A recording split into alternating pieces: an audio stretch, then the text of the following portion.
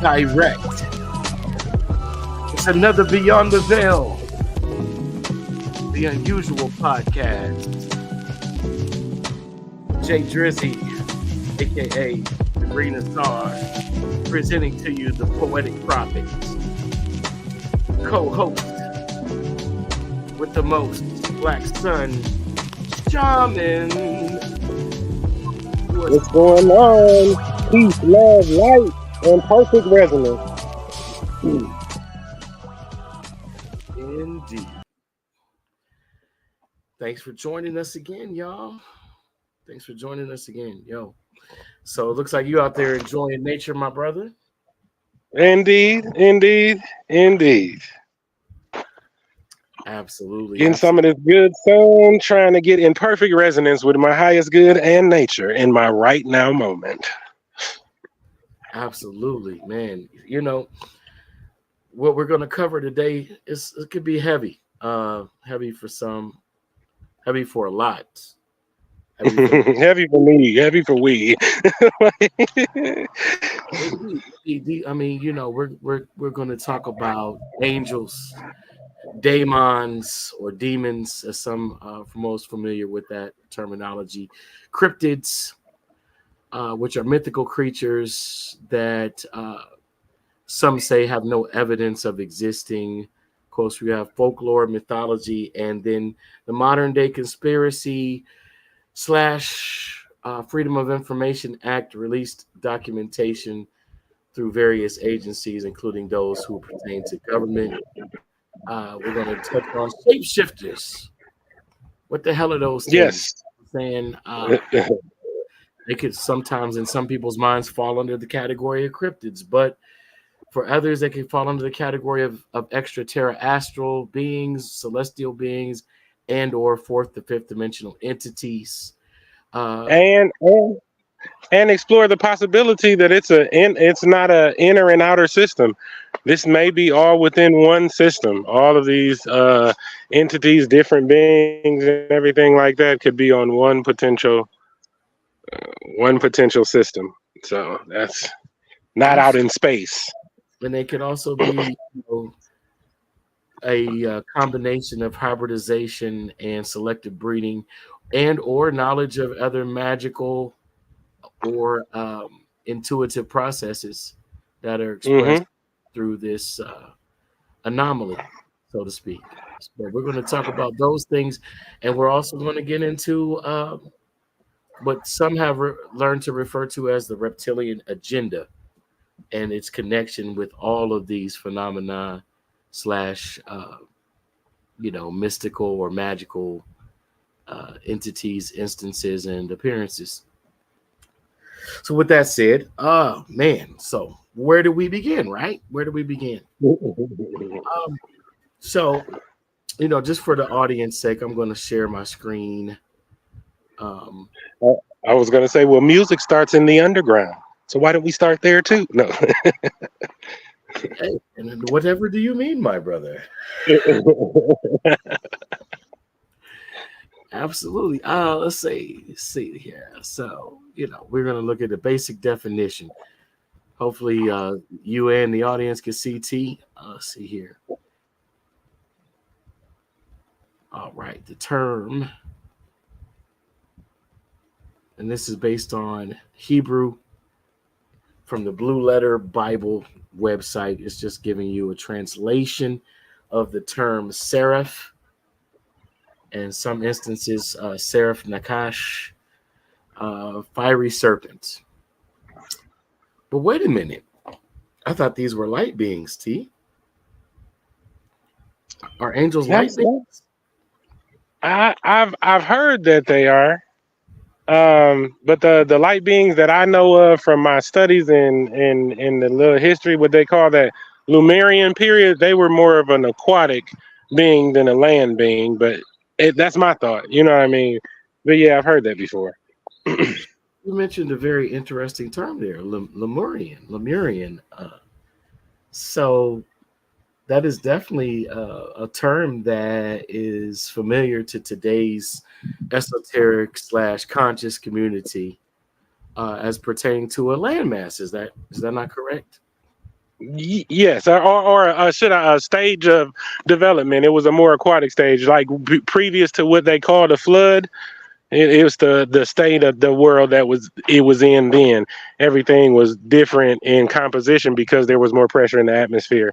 So that was the Lumerian epic Period. of yeah, period. Yeah. Hmm.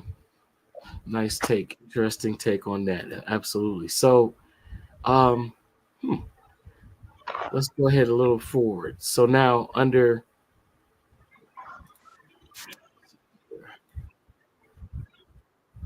when we take a look here, let me share the website so people have an idea. This is HebrewWordLessons.com. For those who want to do their own research, to use this site. I'm sure there are several others, multiple others. Just for the sake of streamlining the conversation and getting to the meat of it.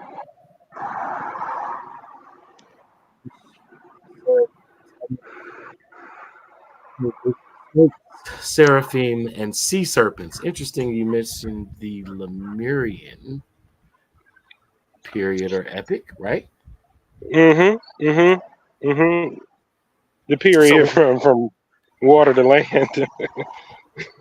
yeah. So according to this site, when we hear the word snake in the Bible, most people's minds go right to Genesis 3 and the crafty talking serpent in the Garden of Eden. But there is so much more. And this is what we So want to go with the so much more.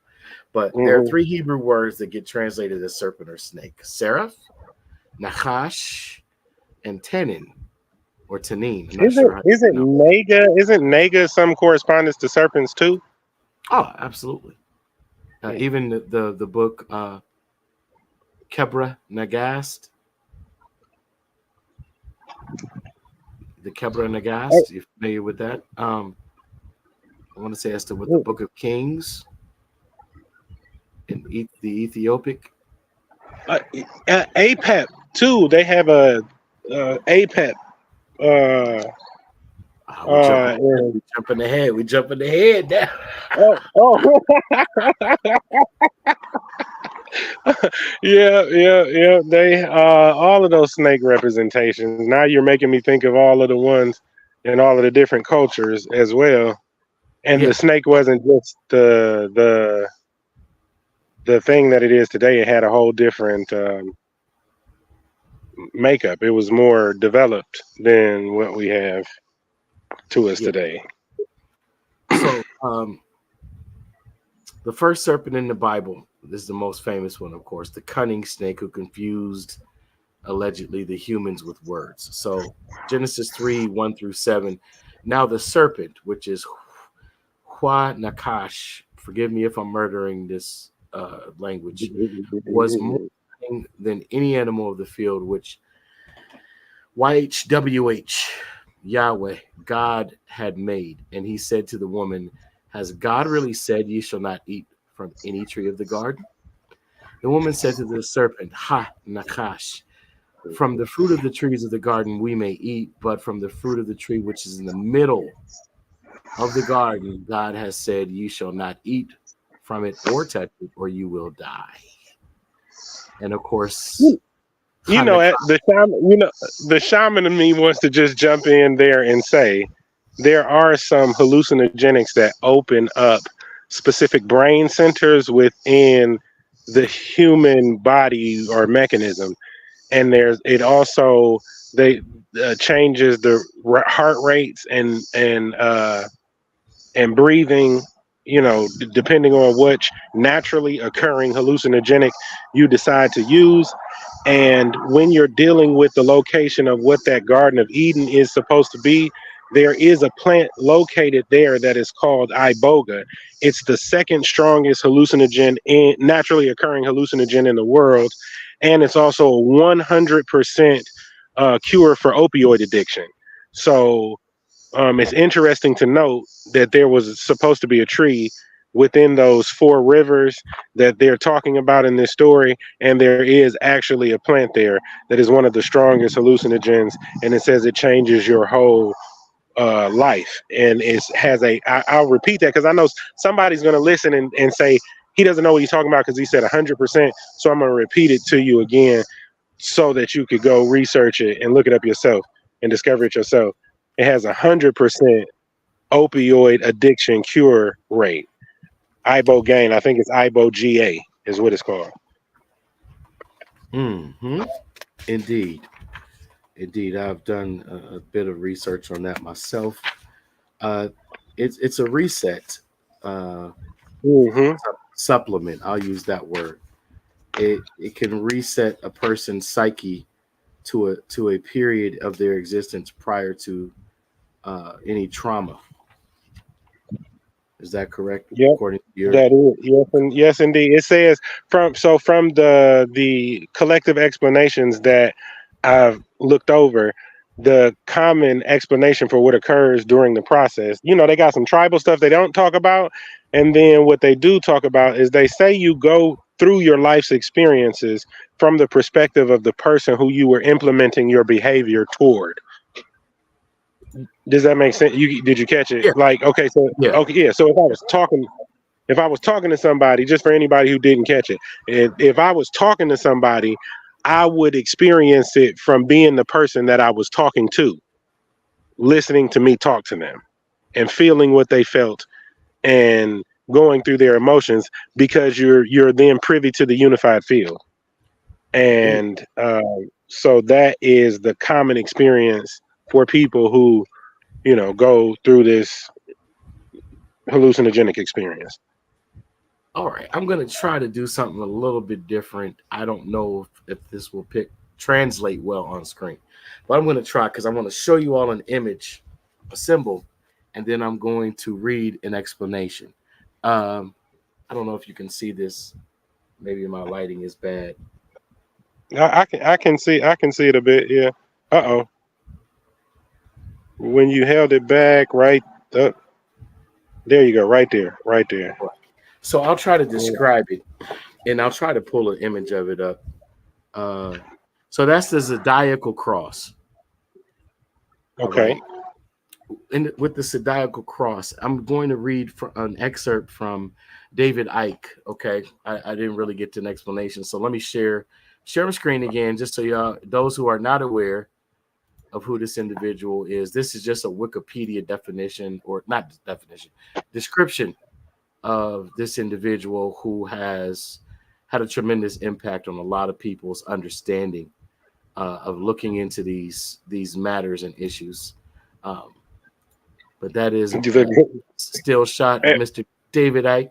Mr. David Icke. Yeah. Yes, indeed. Yes, sir. Shout out to Mr. David Icke. Yeah, and then big ups to Creedon Mutua. Every time I hear David, I gotta Well, big you ups have to to Creedon invoke Mutua. the name of the elder, absolutely, in Yeah. the shamanistic tradition of griots, storytellers, keepers of the sacred knowledge and the flame of wisdom from the elders and ancestors. A great author. He wrote a couple. I want to say a couple, at least one best-selling children's book, but to be for certain.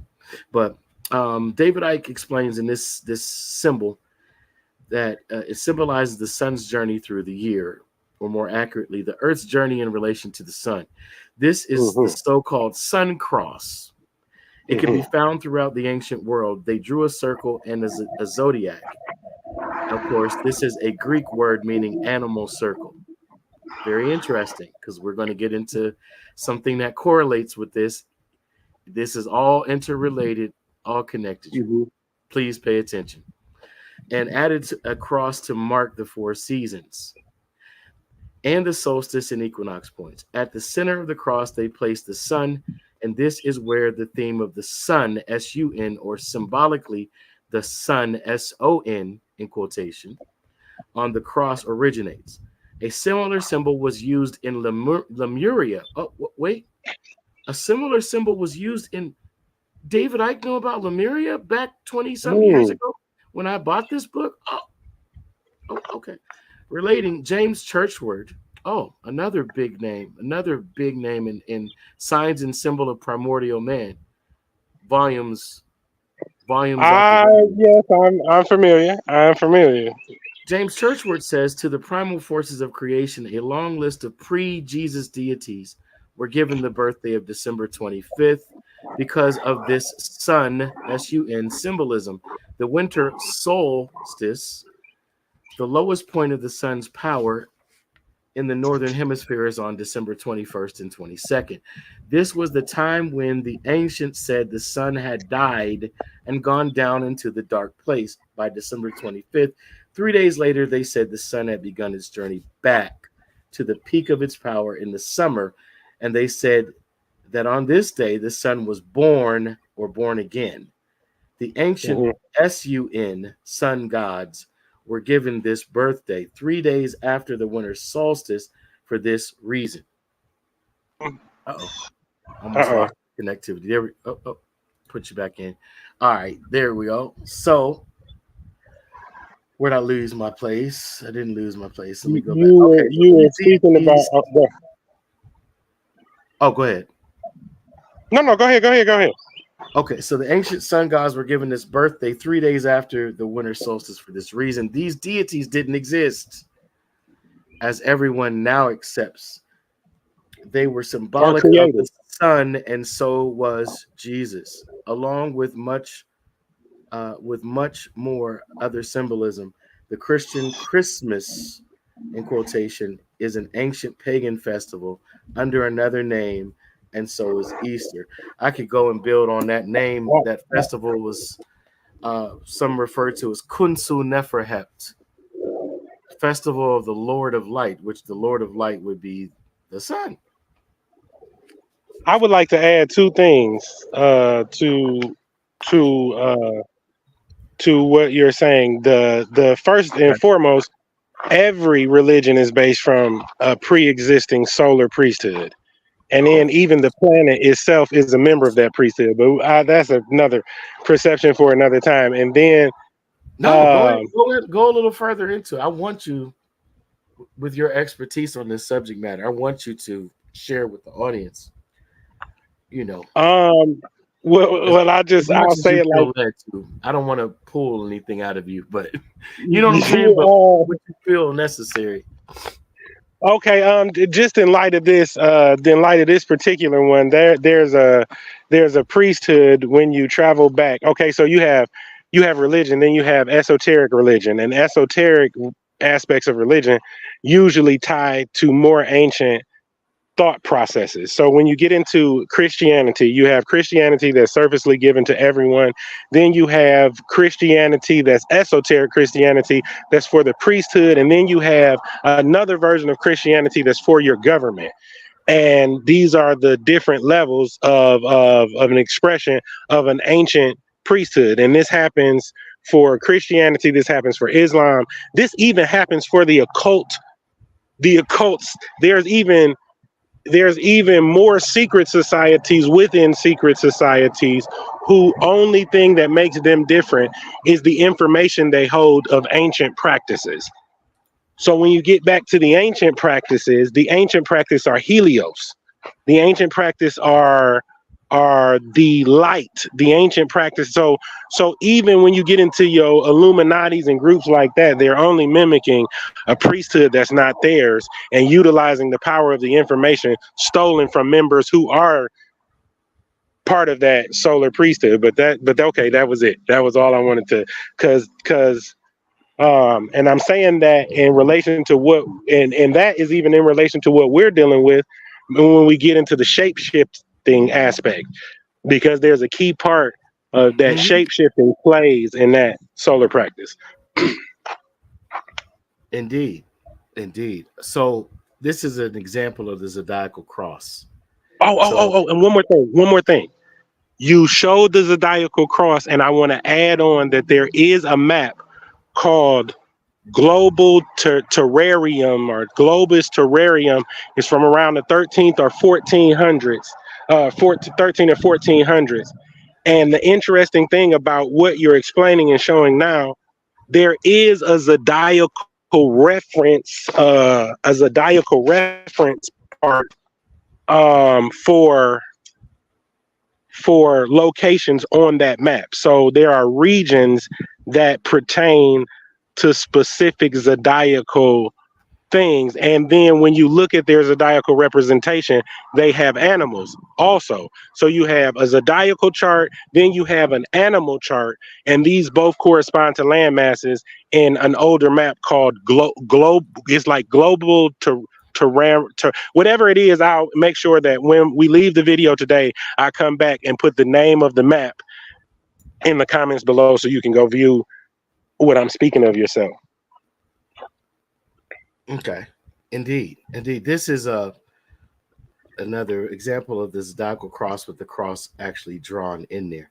So of course you have nodal points, but you're only dealing with the four cardinal nodal points and the four primary directions, um, in which those points are what's the word I'm looking for? Um, in control, in polarity and contrast, and also control over. Uh, so it gives them an overview. Generally, spiritually speaking, it get not an overview. What's the word?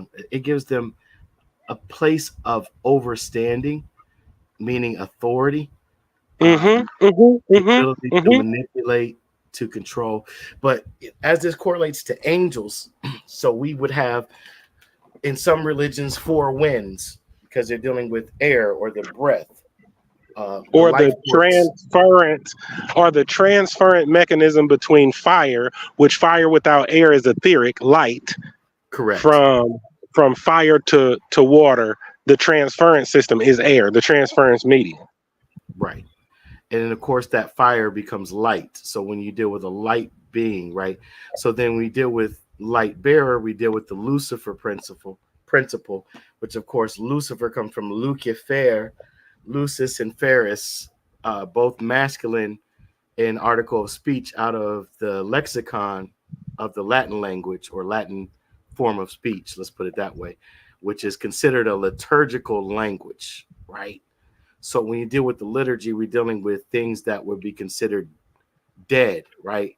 Now, dead, of course, has more than one meaning, just like all of the other words that we're choosing to use in this description for you. So we're dealing with an It ang, depends on if you're speaking English or legalese.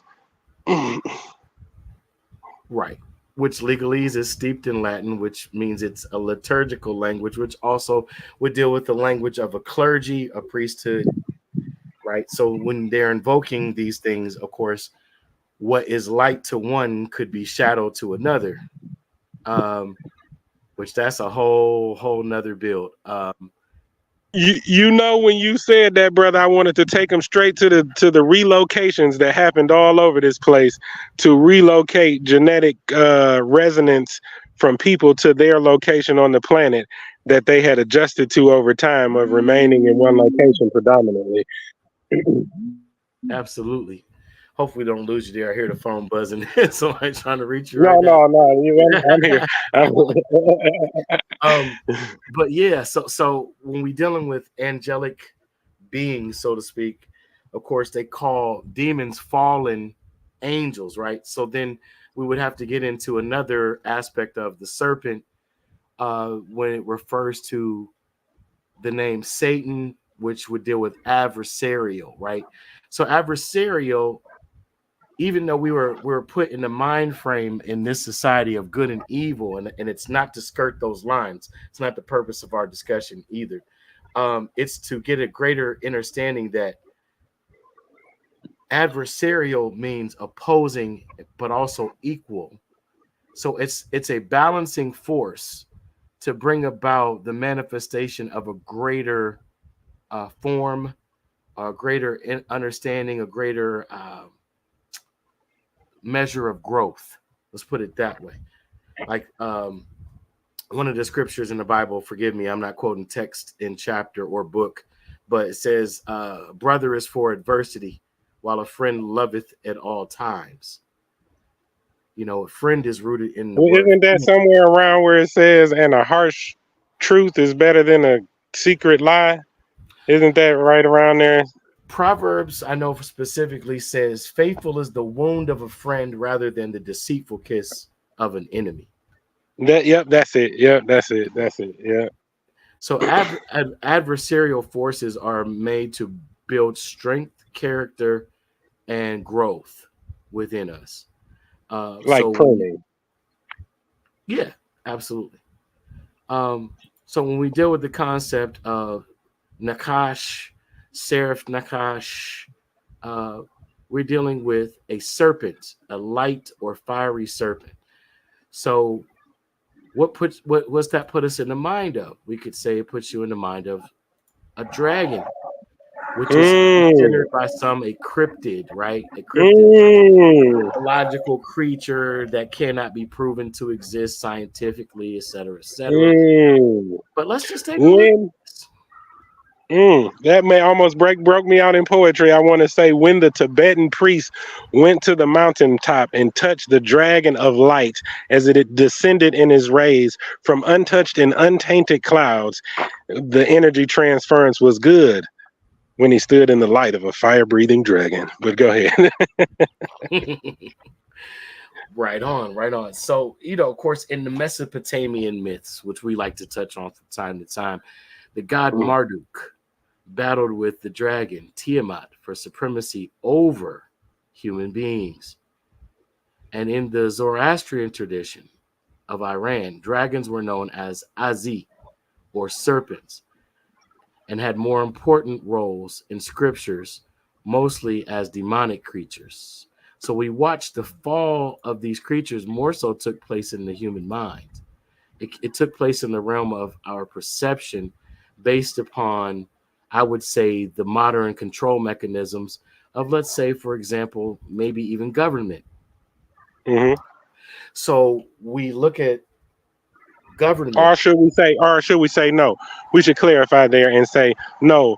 The ones that have infiltrated pre-existing systems and use them to their advantage, because it's always going to be a governing system, even in that old ancient priesthood, where the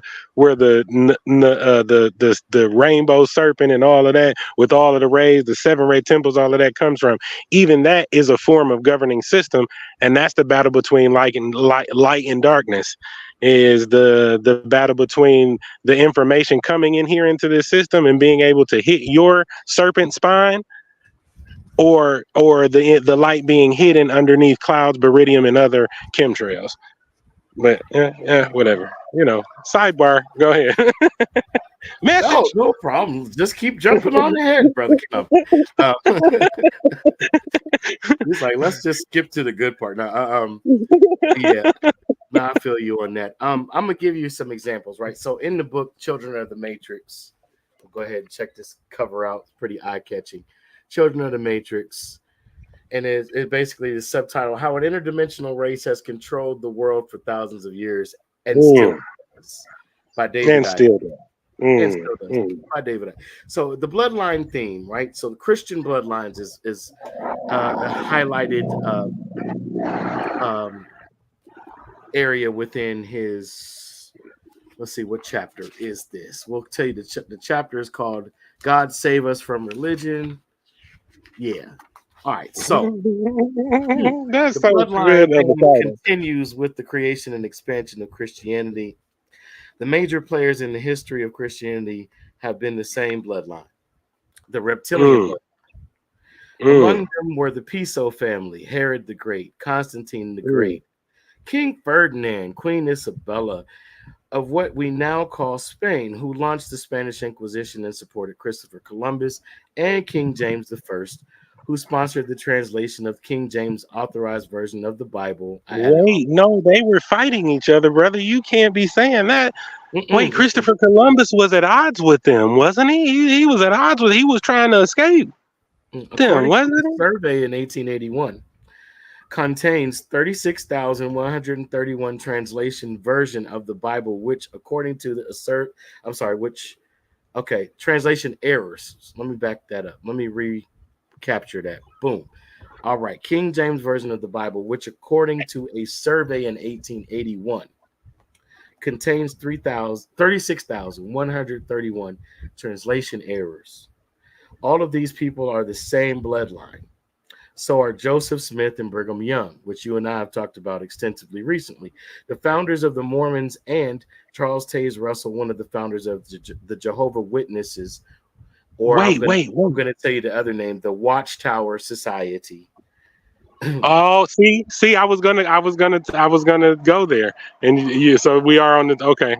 Right. I was So gonna add in this is a them. continuation of Enoch's The Watchers when we deal with Watchtower Society. These are people who are very well aware or indoctrinated, put it that way, with the practices and keeping of the traditions and keeping of the traditions of the Watchers. So now give me the statistical chances that it was these very forces that created the Bible and decided what would be in it. They brought together the text of the Old Testament and the text they wrote or chose to form the New. Now, I can get more specific in that. The New Testament was called the Novum Testamentum, and it was mostly transliterated into English by Desiderius Erasmus. Desiderius, which What? sounds like a Just name, right? But he's actually of what, Swiss origin? wait. Isn't what is that guy, that judge that created draconian law? Because a lot of people, they'll be like draconian law, and then they'll associate it to like a alien race or something like that. And now we're Well, talking about this family, and I wanted to. I just wanted to say draconian law originated with a Roman judge. Yeah. absolutely. You kind of skipping the he's kind of jumping ahead again. Oh, I'm sorry. You know how I do. You over here sparking. You over here The sparking my audience, brain. the audience ain't gonna be able to keep up now. We got y'all. We got y'all. Ride with us. Come on. So let's see here. Let me just pick up with the relevant part. So I was going to explain. A man named Jacob von Liesfeld came up with the bright idea to put the Old Testament together with the Novum Testamentum. So this wasn't necessarily divinely inspired. That could be a point that one might argue from not even a theological but a scholarly standpoint. However, you would lose the argument because the facts are that it was after the printing press that was invented by what was the guy's name there? The father of the printing press, Gutenberg. Yeah, Gutenberg's printing press. So this is what made all of this possible for mass distribution. But Jacob von Liesfeld came up with the idea of putting the two testaments together under one cover. So they translated into Latin, English, and other languages. Even the original versions of the biblical text continue to be changed, phrases added whenever it suited them, and the philosopher Celsus wrote to the church. And you said the purpose of this was to break up the reality of their family interconnection. Yeah, or you could say to legitimize their additions or edits to the original inspired words that came out of various canons and various codexes.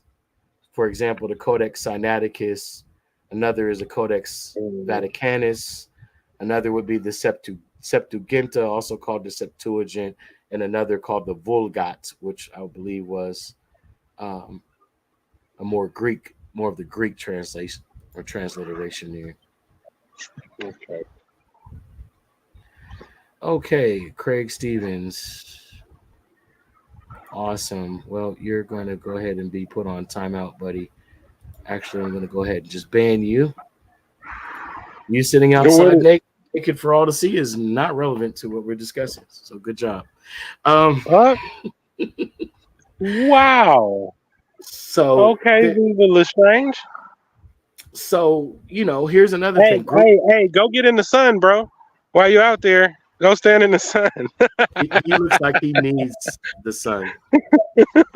Either that or the sun might kill him. Either way.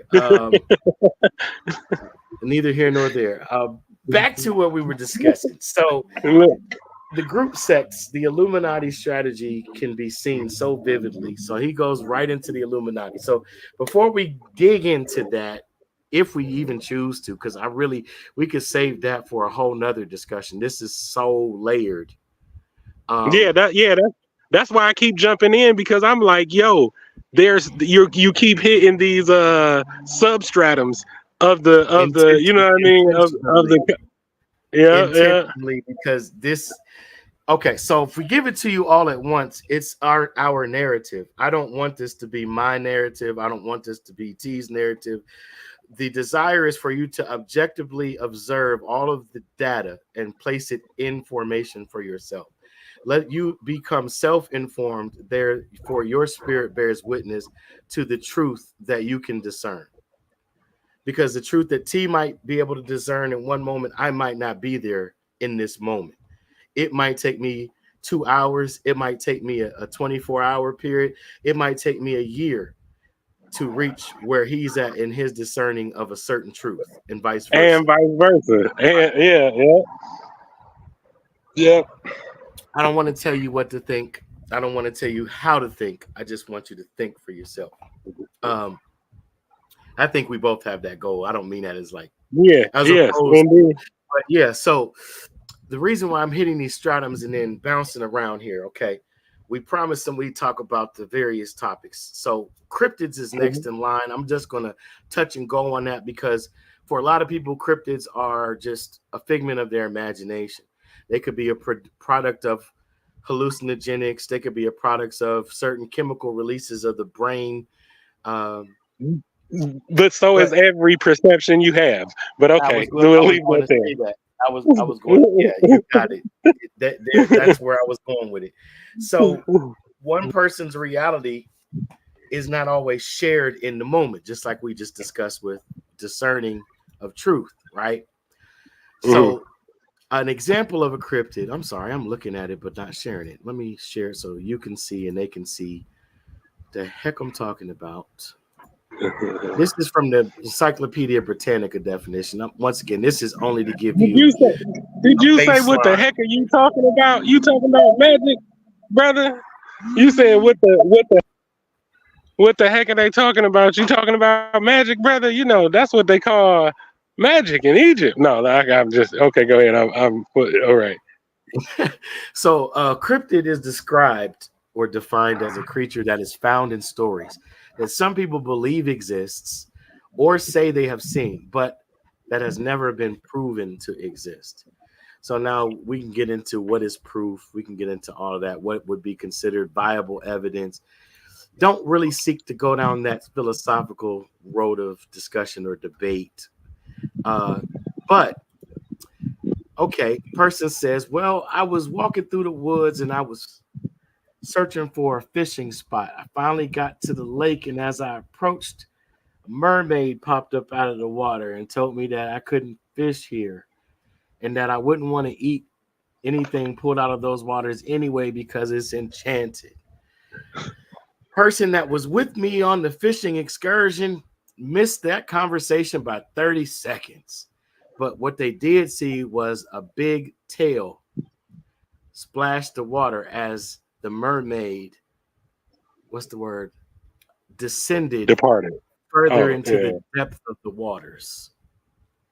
So now that person didn't fully have the experience that that other person said they had, but they did have somewhat of a corroborating witness to some physical strange occurrence or anomaly that they could both describe as what they've been told or read as a mermaid.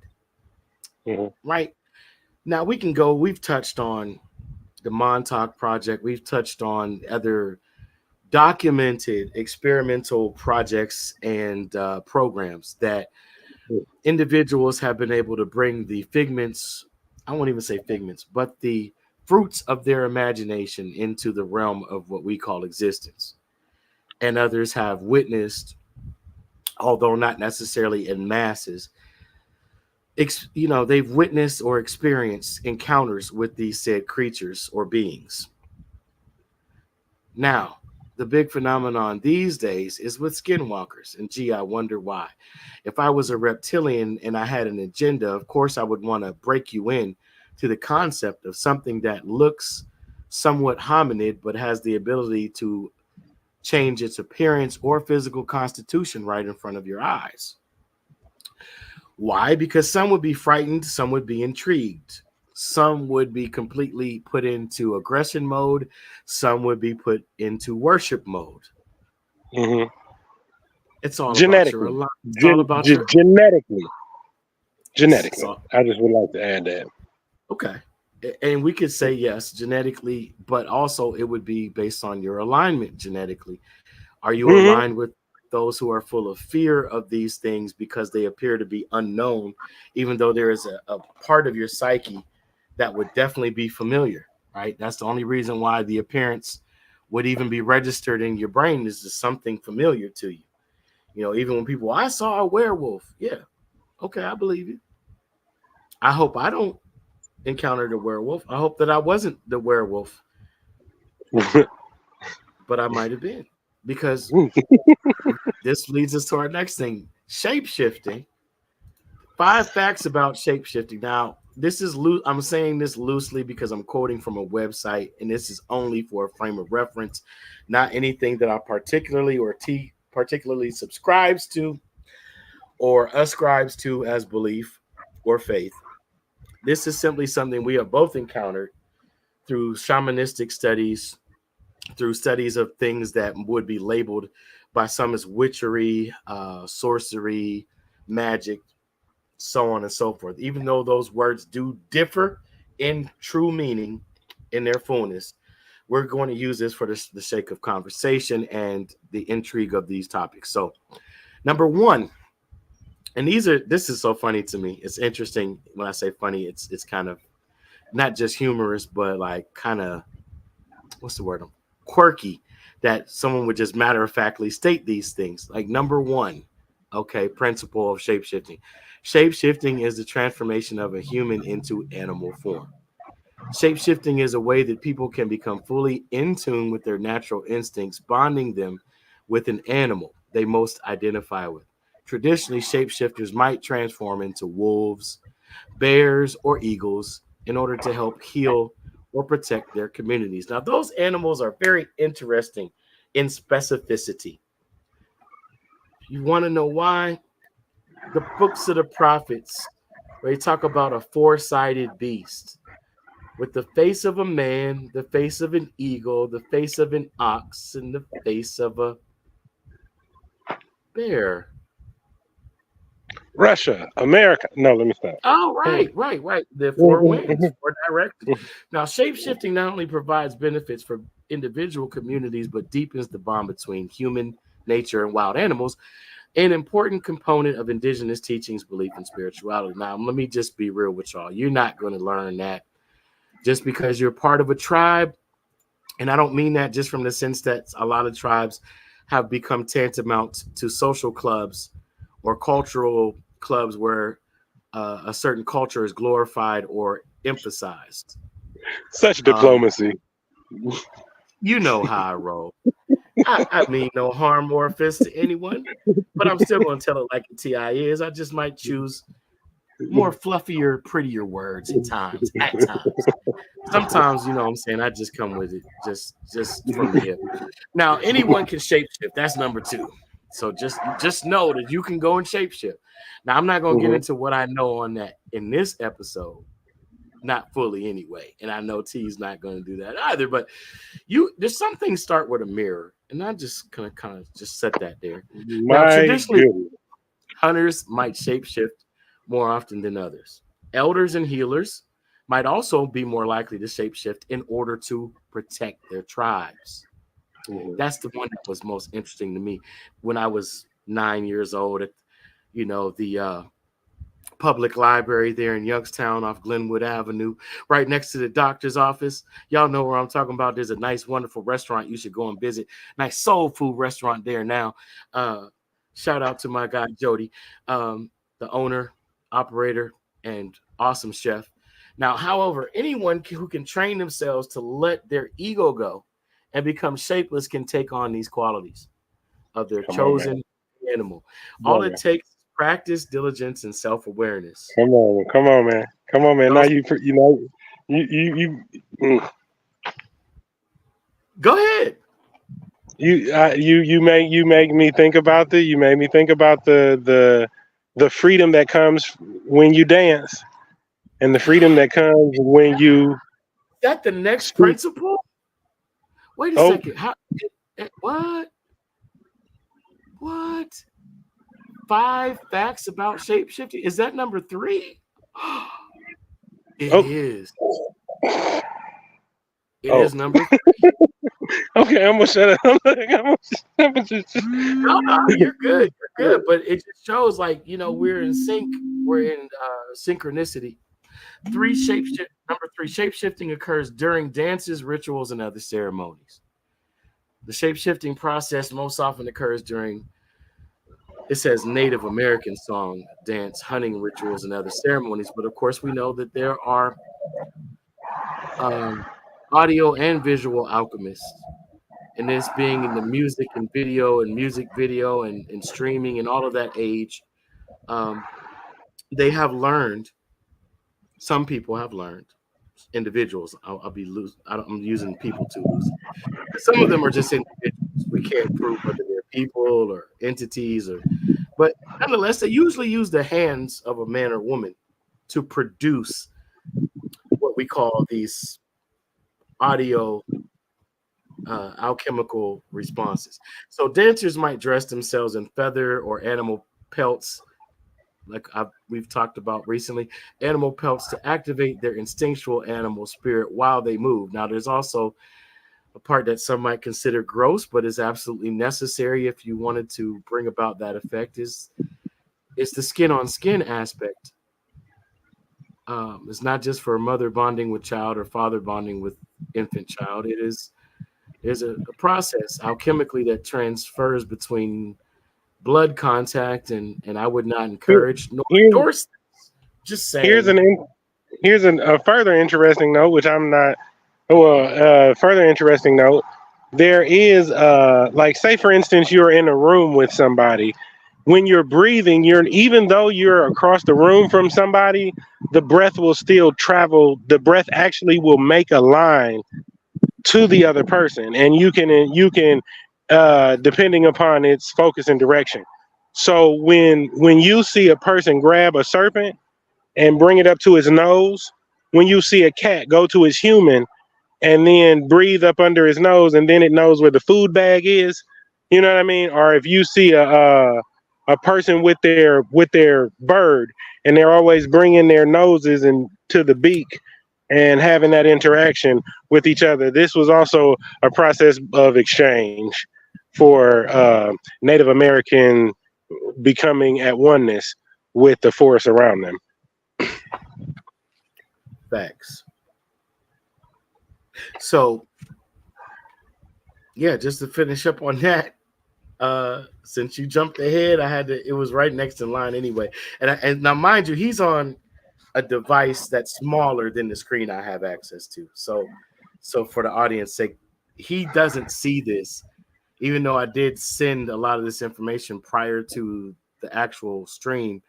He wasn't able to view it all because he was busy doing things for the family, et cetera, et cetera.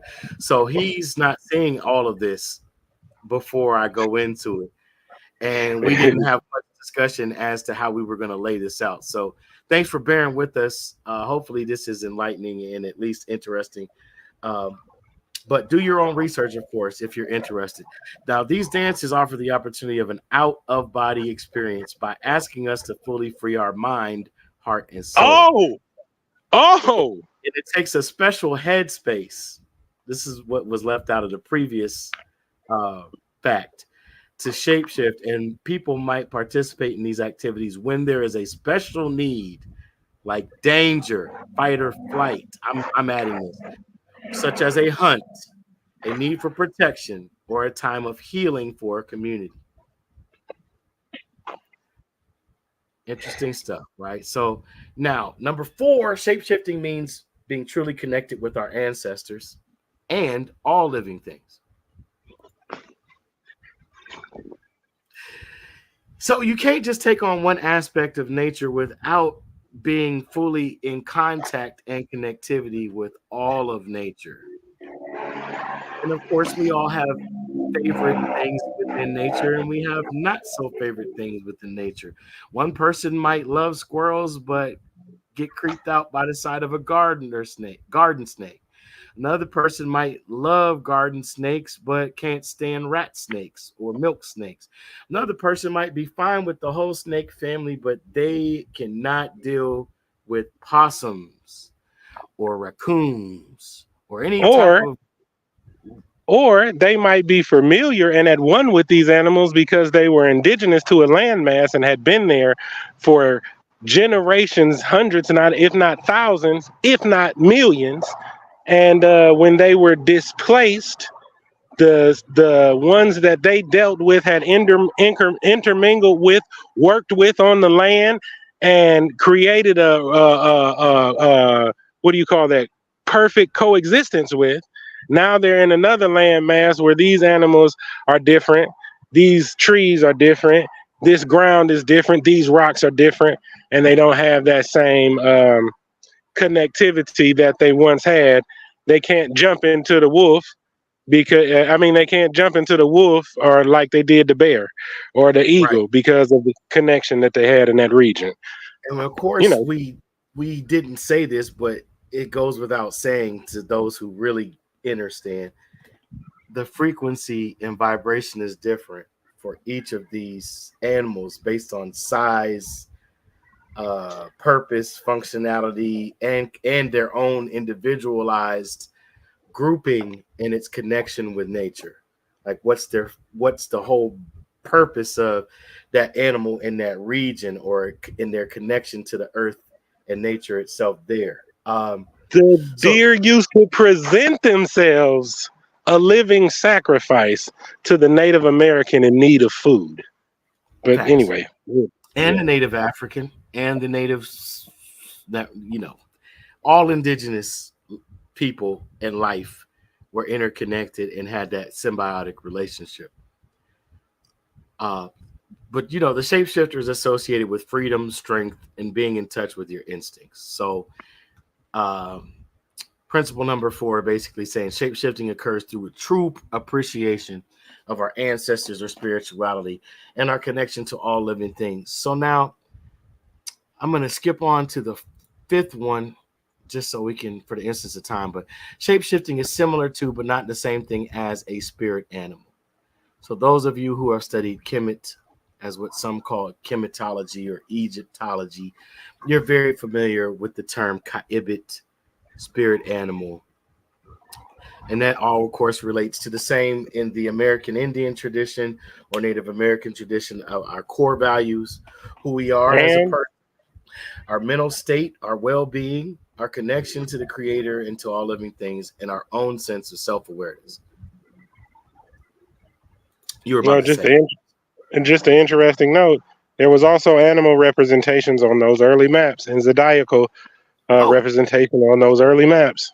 yeah. You know, Oh, just even in the seasons of what animals we're currently allowed to hunt, let me put it that way, or which animals should not be hunted during certain seasons based on their birth and death cycles.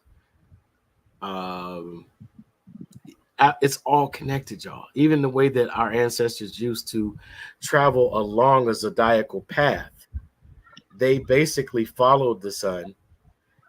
In mm-hmm, some mm-hmm, mm-hmm. instances, they in some instances they tracked the moon because you got to understand the moon is conducive to the growth of certain life because it is the only light during the dark hours on the surface.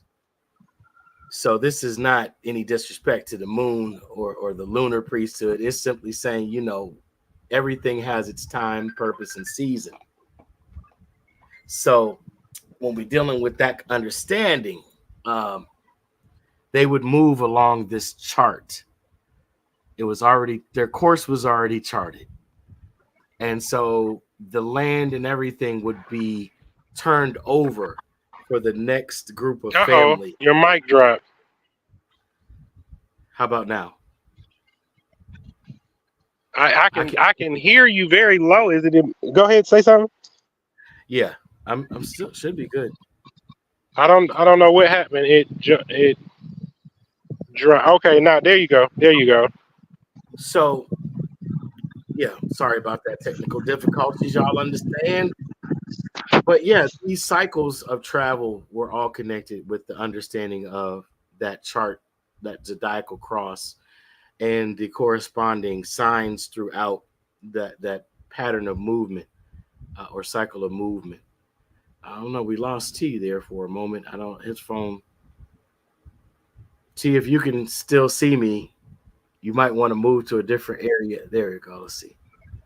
It might just be the area of the yard. I was going to tell you certain trees might not like the frequency change. I stood Um. on that black stone again. That's what happened. Well, the okay. All right, got you. We'll get into the black stone on another episode, but so where we leave off, cryptids, shapeshifters, boom.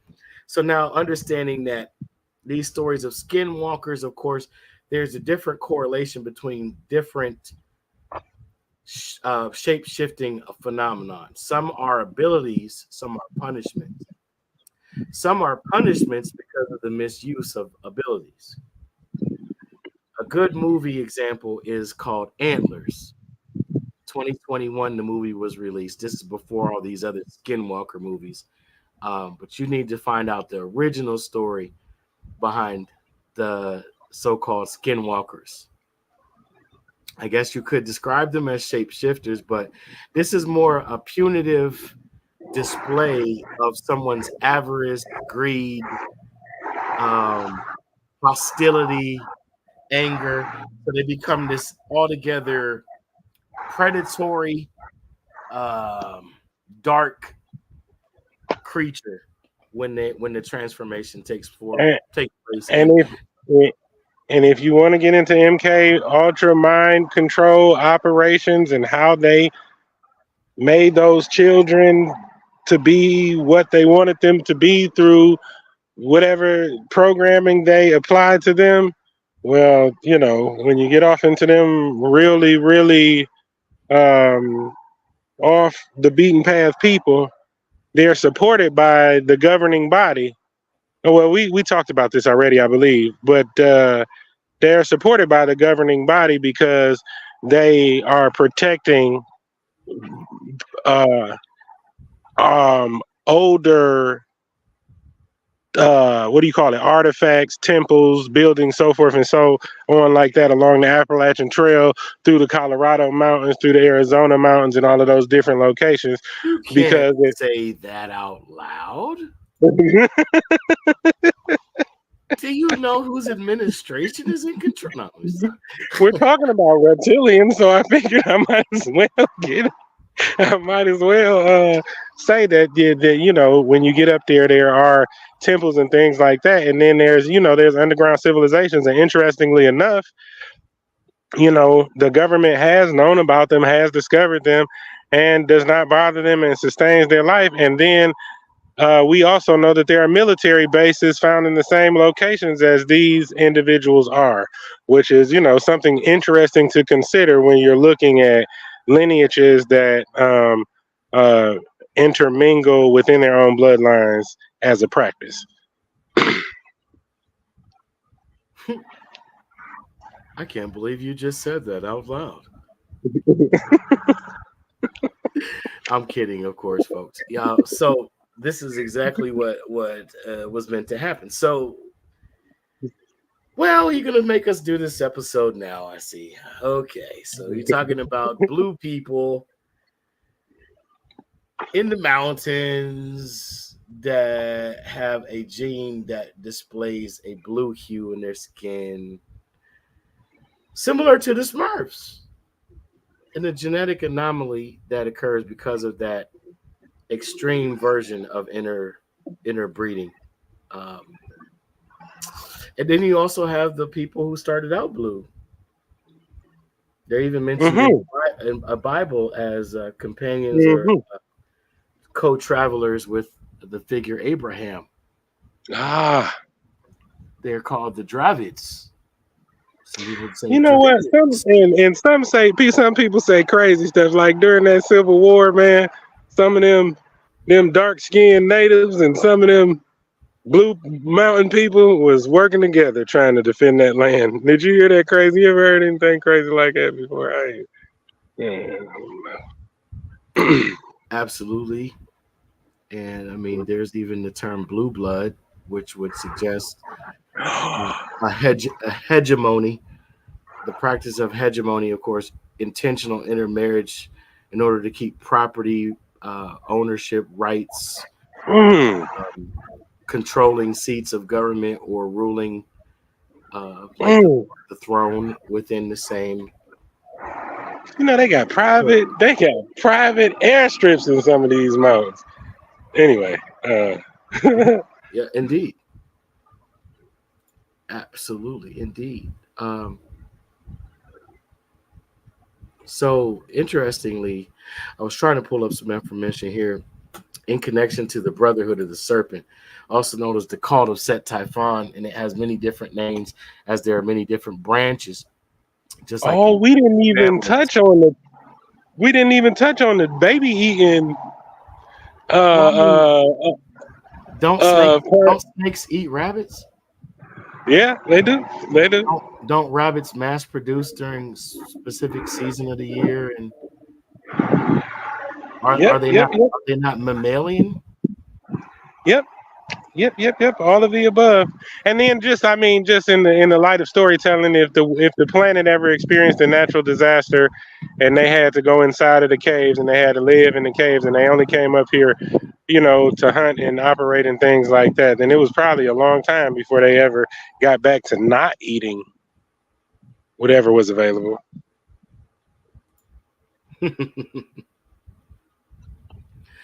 Absolutely.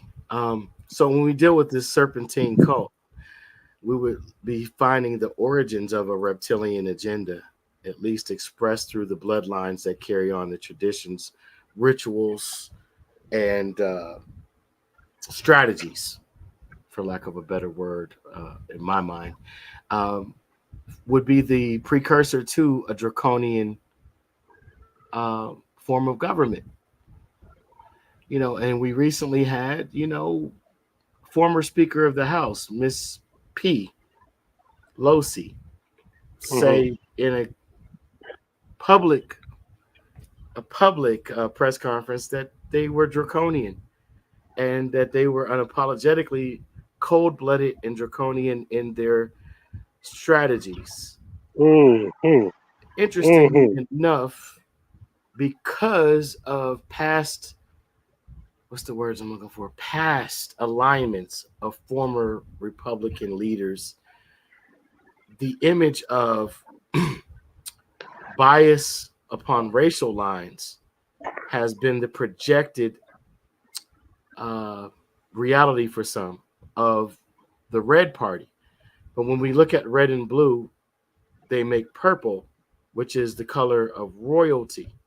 Exactly. And so Yes, what indeed. people are missing is we have two wings of the same eagle.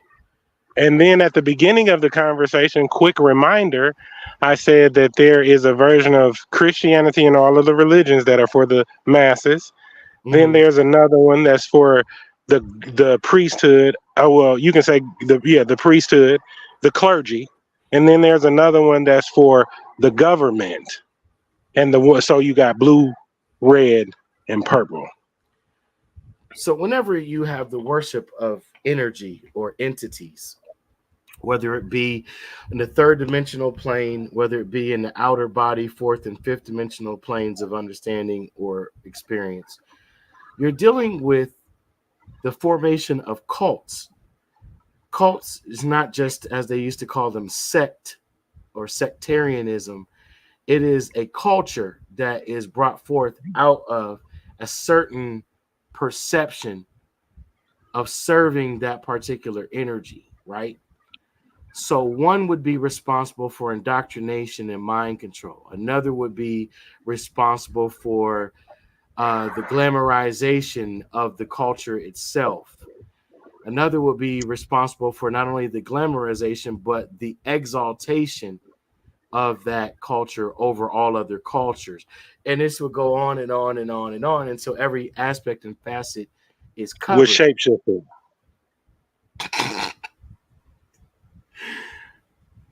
Indeed.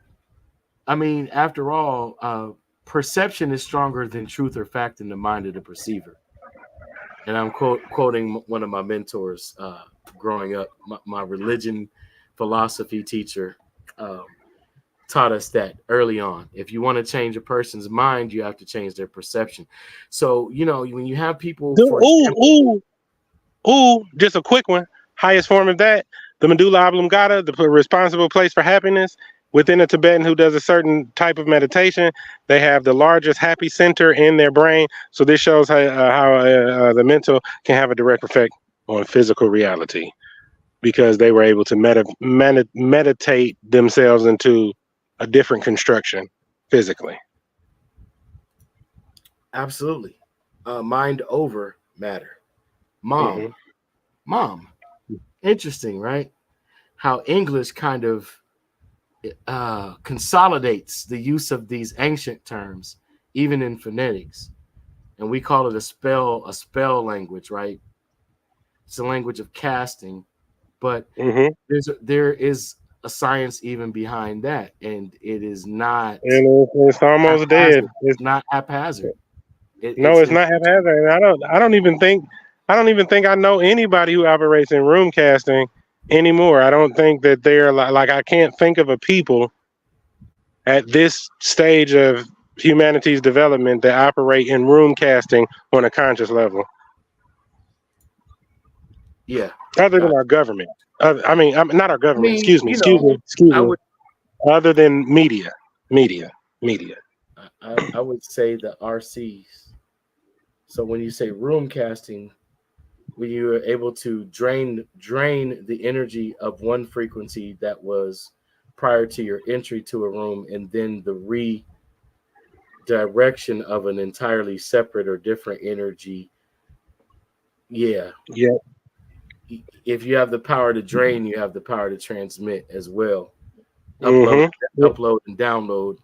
Yeah, and then if you can make the energy field strong enough to hold it, that is you're for lack of terminology ever present there. Absolutely, absolutely, absolutely. So when you're dealing with the reptilian agenda, you're dealing with the knowledge of centuries to eons of bloodlines going back to an encryption. That encryption being the genetic coding. Please believe it, but also please research it for yourself. Understand that not only is nothing done by coincidence, but it will disturb you once you start to really Wait, realize the amount of intent that is present in all of water this. changes its molecular structure to correspond to the frequency that's being played to it, and Mhm. metal is a superconductor, and there's metals in your body and everything like that. So if you played a certain frequency and you also had the proper superconductors in your body, then your ability to transform is completely capable. You're completely capable of doing so. Just with that same conscious transference that was used by the Native American with the animals within their circumference or within their area or within their region. You know what I mean? If you turn the power up, then you change the atmosphere, and so in your physical body, if you humming, if you singing, or if you got some type of electrical current going through your body in that way, then you have the same potential to transform your body into a body that's more capable of perceiving and remaining aware at that height or low of energetic transference. I just wanted to touch on this now that you said this, since we've entered this arena of knowledge. this particular subsection within David Icke's uh, Children of the Matrix, Calling the Demons is the name of the chapter. You're going to find this especially interesting because we left demons out, but I'm going to double back on the demons because it's going to tie this all together in a human form of understanding the way that we've been processed and programmed to think. So, food for the demons. He says, one of the great difficulties that people have in grasping the enormity of what is happening is that they find it so hard to lift their imagination beyond the technology and range of possibility they see around them. It is the that is not possible because I haven't seen it mentality. Shape shifting is one example. And I understand this from the conditioned version of reality. Of course, it sounds fantastic. But so many people have experienced this phenomenon all over the world over thousands of years to the present day that to dismiss it would be ludicrous. The idea of interdimensional travel is just some science fiction babble for most people, and yet it is in understanding the interdimensional nature of creation that so many of the answers lie. I do not dismiss for a moment the claims of physical reptilians and greys living within the planet in the underground bases and tunnel networks. That is clearly true from the explosion of ancient and modern accounts. And at the point of interface with surface humanity, that is a vital aspect of this story. However, it is the interdimensional rather than the purely extraterrestrial or and interterrestrial which holds the key to unlocking the mysteries. The reptilian hybrid bloodlines have been created, in my view, for occupation by fourth, maybe also fifth dimensional reptilian and other entities, and it is they who are controlling the Illuminati.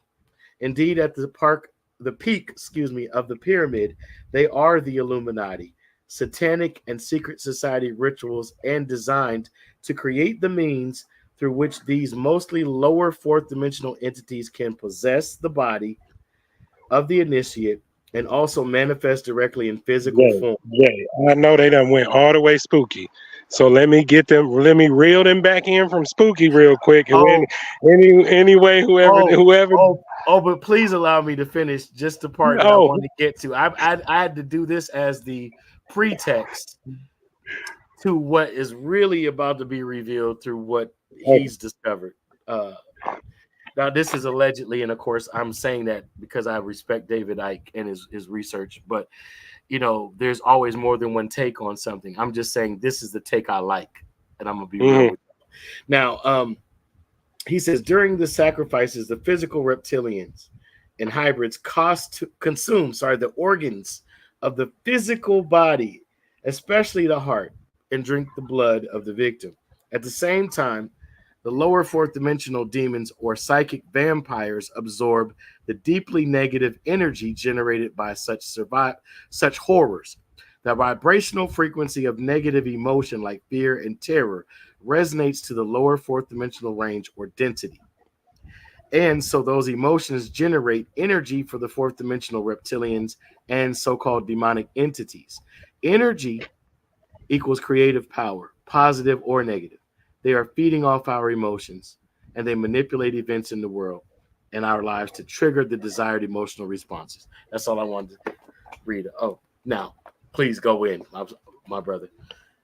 So the energy pools. I just want to talk about that for a second. Within occult theocracies, the entire point of an occult theocracy is to create a system by which they can pull energy into a certain symbol. Okay. And I know that there are a certain symbology or a certain word set. It may Okay. be so they'll take this word set and they'll put it up to humanity. And then Okay. they'll have humanity to say the word, to feel the feeling, to do this, and then they'll have a pool for that energy to go in. They'll have already set up an energy pooling system, maybe through your cell phone, maybe through your TV, maybe through the seats at your movie theater. You know what I'm saying? Whatever systems they implement while you're feeling this, while you're having this experience, you'll have one of these devices in your hand, and these energies will be able to be accumulated into this particular pool. And this pool can be pulled on every time you use a name. Let's give the science of a name just so you can understand that a little bit more. Everything has form, okay? And form is based on frequency. So if I put a tower up and I give a tower a coverage area, and within that coverage area, everything in that coverage area is going to be hit by a frequency. Frequency changes molecular structure. So everything within that frequency space is going to change its molecular structure to be that.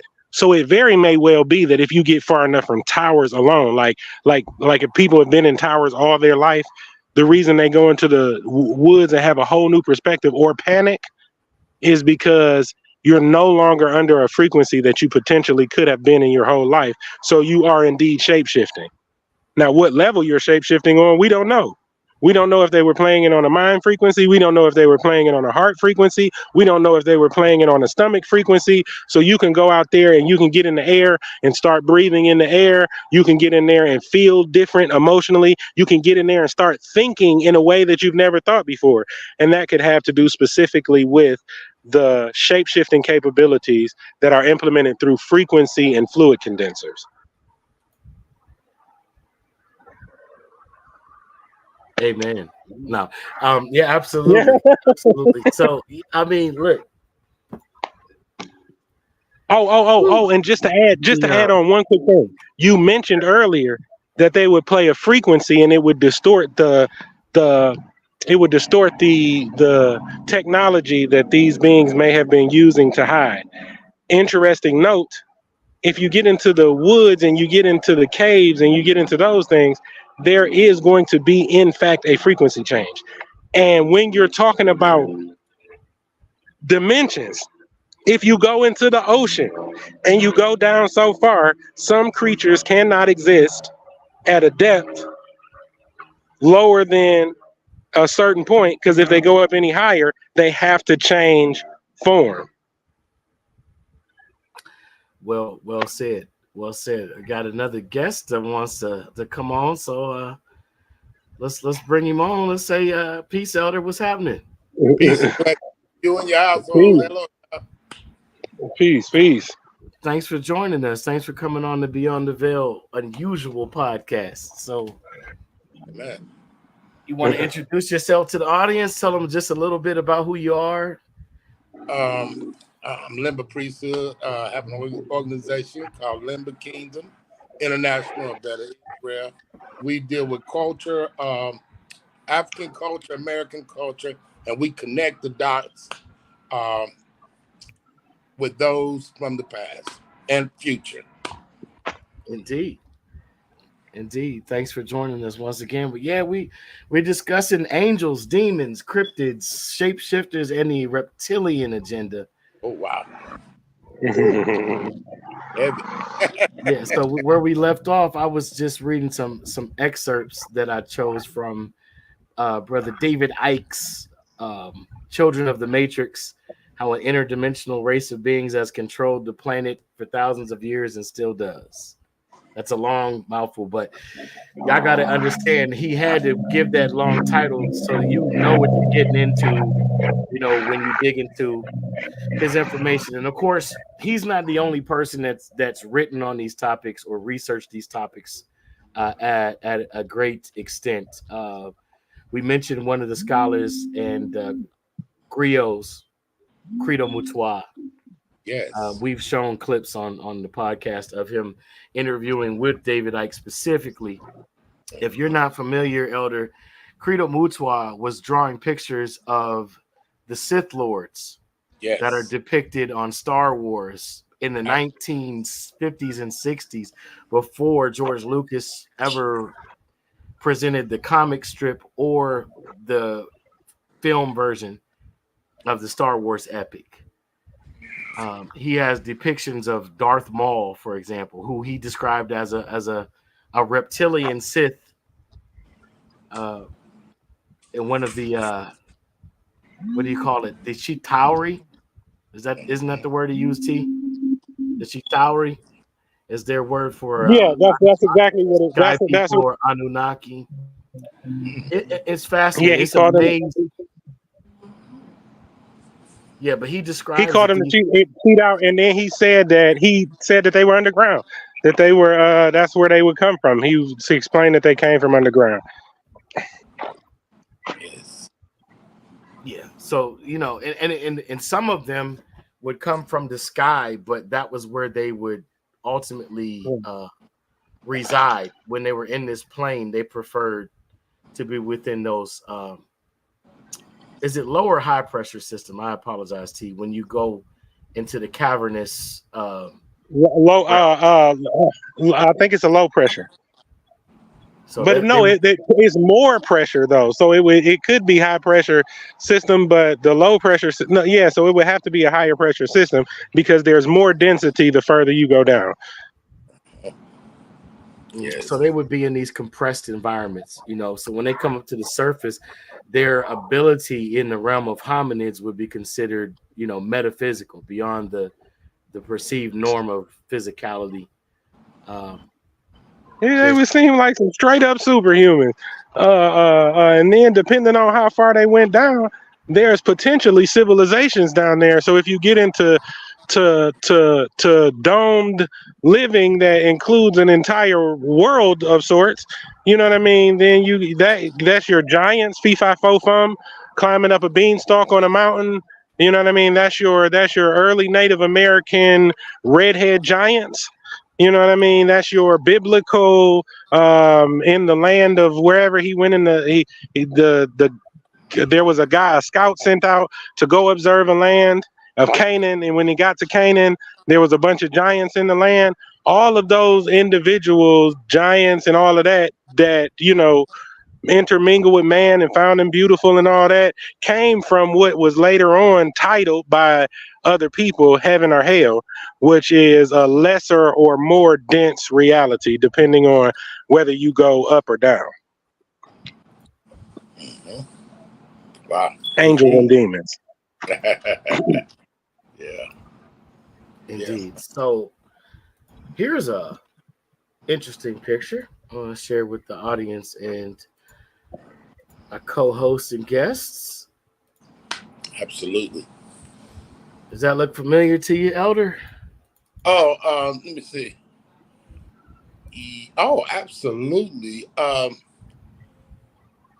When I see that, first thing that comes to my mind is that the American Indian, when they set up their environment, they always had a circle within a circle, and tribes around the world, in Africa, and most villages are set up. The circle is protection, and the outer circle takes care of the inner circle. And these circles, um, you see them in a lot of what you call them crop dustings. You know what I'm talking about? When Crop circles. yeah, them crop circles. Circles mean a lot. Mean have a history of maintaining an environment, keeping out Mm. invaders. So when you see that, and when I see that, that's the first thing comes to my mind. That, So and you're looking at Adam's calendar mm, in wow, South Africa. This is wow, one of my favorite sites to read about. This goes back over 200,000 years. yes, And you yes, mentioned American Indian culture, which like you said, you tie the things together that some people may overlook or take for granted is only synonymous with one. But we've had many discussions and we agree like these, it's got to be the same stock of people. And I don't mean that from more a racial identity. I mean more of a genealogical identity, right? yes, T. yes. What's your thoughts, T? My thoughts are, of course, that all of these beings, whether you want to, whatever shape shifting, different culture, different alien race, different genetic marker you've activated, different vibrational field you may be in, all coexist in one location. And it depends where you in tune or how you use frequency to determine what shape you shift into. And and the genetic lineages of the surface were taken over and colonized. That's what the word that was used for the sake of frequency interruptions, because the beings on the inside of the planet that have been called reptilians had longer to work with frequency and less time to work on the need for survival because it was safer below. So they had more time for self-discovery because they had less influences of outside vibrations to keep their attention. So that's how they got the upper hand and became to and seem to have become an alien outside race that also provides the families of those individuals that are real people to be hidden behind a spooky description of an alien. So I have a question just to add some flavor, right? Okay. How do we know that these reptilians weren't the original hominid? How do we know that these huge serpent mounds and sundials and calendars are not connected to a pre-existing reptilian society that was once the normal inhabitant of the surface of the planet? That's a good one. We don't. Ebenoids. I got something for that. We can't make a comparison and connection. Before a child's born, before we're born, Shout out to Dave. Everything is connected. Big Dave Connolly. Yeah, everything's connected with water. And even if you hold your skin up right now to a magnifying glass, you can actually see the scales on your skin. You can actually see scales on your skin that these it looks like ley lines on your own skin. And ley lines on your own skin. What? I'm serious. And I know you see people that read palms. Well, they look at the lines on your hand to tell you a story. Now, these are people who are skilled in it. I don't do that. But the lines tell you a lot. They go by the length, the way they curve, and there's no straight like a bloodline. Oh no! I like that. I like that. Absolutely.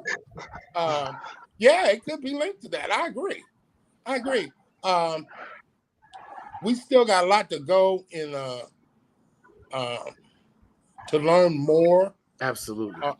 We have a lot to learn. It's so much that has not been uncovered, and we're still reaching at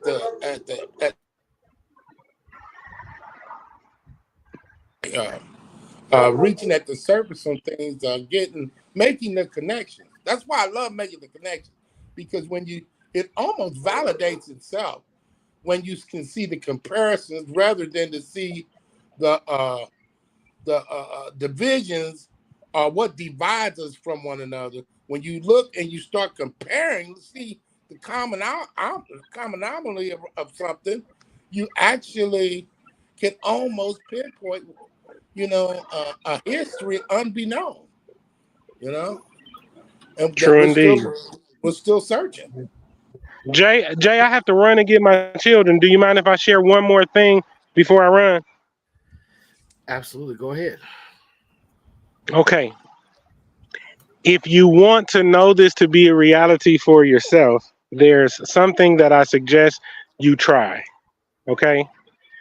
If you lay in water and you open your eyes to the sun and you let that energy come in, or you close your eyes if it's really bright and you let it shine through your eyelids, and you lay down in the water, try to get still water if you can, is the best, or just water that's slightly moving, barely moving.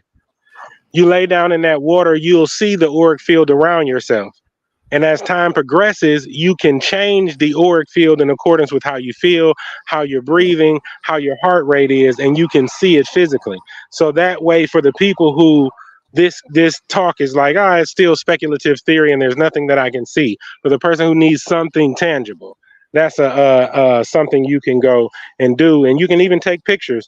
You know what I mean? I'd like to see some of the pictures. You can share some of the pictures when you take them of that auric field that shows up in that fluid condenser around your body. Oh, wow. Very, very interesting. Yeah, absolutely. Yeah, man. Before you go, just wanted to say, hey, you guys want to look into all the different mound formations. One of the most historic and what's the word, magical references is the Amaru. The Amaru, where we get Tupac's middle name, the Amaru Blue Serpent Mountain in the Andes region. It's a big, huge serpent. You look at it from the sky, that mountain chain and you can say it's nature. Can't deny nature's power and ingenuity and genius. But someone or something decided to make that entire chain of mountains from an aerial view appear as a huge serpent. Yeah.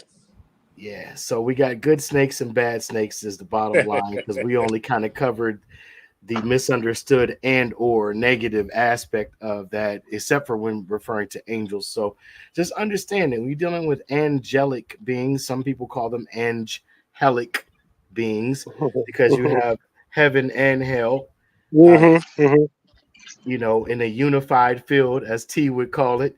We exist in a unified field, coexisting in balance. When one thing falls out of balance, of course, then the entire thing could fall. So pay attention to what's going on right now. Look who's appearing to be in control versus who really has the power. And And then last but not least, realize that every genetic marker for a reptilian, below the surface dweller, or the on top of the surface sun Afro-Atlantean priesthood, or the Lumerian sea light body, is all within your genetic information. It's where you tune in. absolutely, absolutely. So pay attention, man. Don't listen to just what's being said and the outer exterior humanoid hominid appearance of who's saying it. Listen to the spirit of what's being said to you.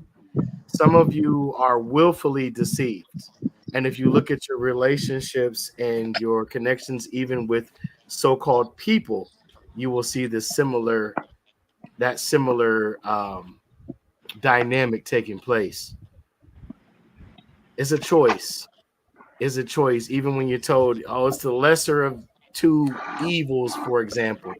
Well, it's actually one wing or the other of the same eagle.